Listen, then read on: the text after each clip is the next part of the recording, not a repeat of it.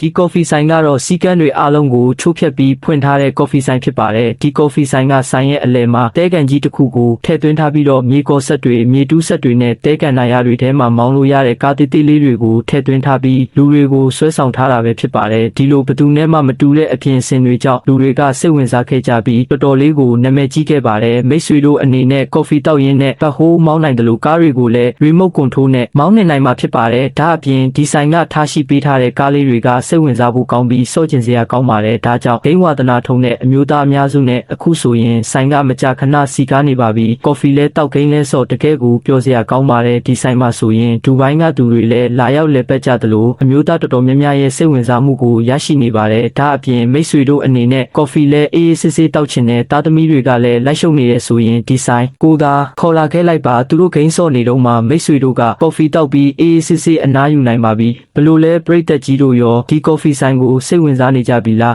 အခုလိုစိတ်ဝင်စားစရာကောင်းတဲ့အကြောင်းအရာလေးတွေကိုတင်ဆက်ပေးနေတဲ့ကျွန်တော်တို့ရဲ့ Create Studio လေးကို like and follow လုပ်ခဲ့ပေးကြပါဦးနော်